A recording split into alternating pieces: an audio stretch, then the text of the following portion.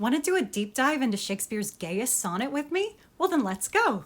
This is Sonnet 20 if you want to follow along at home, and also forewarning, this is a rated R sonnet. So algorithm gods, again, please do not ban me. This is classic literature. First, a little context. Shakespeare wrote 154 sonnets, not including the ones in the plays. Of those 154 sonnets, the first 126 are written to a young man known as the fair youth. The identity of the fair youth in real life is debated. However, one of the most probable candidates is Henry Wriothesley, the Earl of Southampton.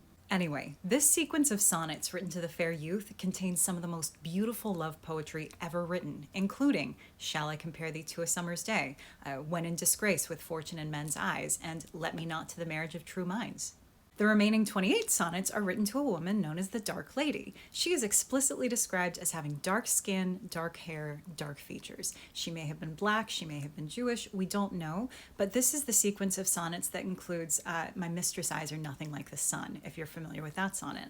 The first 17 sonnets are known as the procreation sonnets. Shakespeare wrote them on commission. The Earl of Southampton's mother wanted her son to stop fooling around already, to settle down, find a nice girl, get married, and have lots of babies and continue the line. And so she asked Shakespeare to write these sonnets to try to convince him that enough is enough, you need to settle down already. So these sonnets are all like, you're being selfish, you need to continue the family line, you're going to leave your good looks to the grave, all that. However, by the time we get to sonnet 18, a shift occurs. Instead of saying you need to get married and have babies so that you can live forever through familial lines, Shakespeare says, you don't need to do that, because you will live forever through my lines.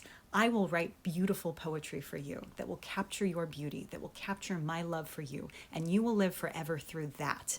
Shakespeare the poet has clearly fallen in love with his subject, and shortly after that, he writes this sonnet. A woman's face with nature's own hand painted hast thou, the master mistress of my passion.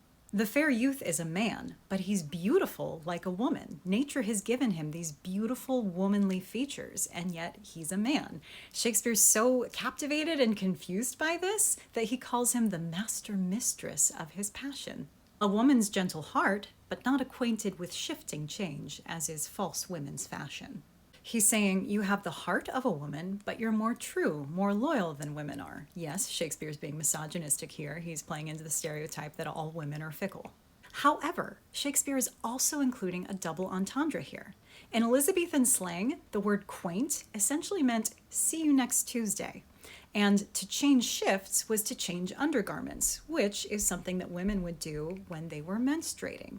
So at the same time, he's also saying you have a woman's heart, but you don't have a woman's parts. You don't menstruate. An eye more bright than theirs, less false in rolling, gilding the object whereupon it gazeth. In other words, your eyes are brighter than a woman's, less roving than a woman's, and they're magical. They seem to cast a layer of gold over everything that they look upon. A man in hue, all hues in his controlling, which steals men's eyes and women's souls amazeth. The word hue meant form or appearance, so he's a man in form, but all forms, all people are under his spell, under his control. Everybody, regardless of gender, is attracted to this man. He is so gorgeous that his milkshake brings everybody to the yard. And for a woman wert thou first created, till nature as she wrought thee fell a doting. So this can be read in two ways. Either that when nature was creating the fair youth, he was supposed to be a woman first, or that he was created for woman's pleasure, for woman's sexual satisfaction, until nature, as it was creating him, fell a doting, fell in love with him. And by addition, me of thee defeated, by adding one thing to my purpose, nothing. Now, the word thing was Elizabethan slang for a man's genitals, and the word nothing was Elizabethan slang for a woman's genitals. So again, this can be read in two ways. Either it means nature defeated me by giving you that extra something, that male part, because since you're a man, I can't be with you romantically. Or it means nature defeated me. I am down for the count. I am crazy in love and lust because nature gave you that male part, but to me, to my purposes, it is as good as a woman's part. I will use it the way I would a woman's part. Man, it is hard to get past the censors on this. Most probably, it was supposed to mean both things, because as is the case with poetic interpretations and bisexuals, the question is, why not both? But since she pricked thee out for women's pleasure, Mine be thy love, and thy love's use their treasure. In other words, since nature picked you out for women's sexual satisfaction by giving you a prick, yes, that word had the same slang connotations then as it does today, women can have you. They can have you for their pleasure. You can get married and have babies and such if you have to, but I want your love. They can have your body, but I want your love. Now, one more thing about this sonnet that you might not have noticed, and I'm going to show you my notes here. Every single line of this sonnet ends with a feminine ending. It is the only one of Shakespeare's sonnets to do so. But why? Why does Shakespeare give every line in the sonnet a feminine ending? Well, as Sondheim says, content dictates form. So what is this sonnet about? It's about how nature gave the fair youth that one thing extra, and because of that, Shakespeare can't be with him the way that he wants to be. And what is a feminine ending?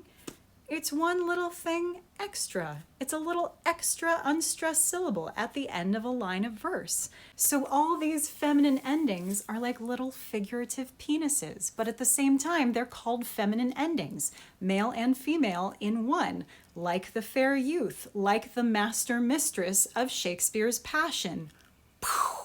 Mind blown, right? Now, there are some people out there who will tell you that this is not a homoerotic poem. And to those people, all I can say is, denial is a hell of a drug. Scholars say they're torn about Shakespeare's sexuality, that you can't know for sure.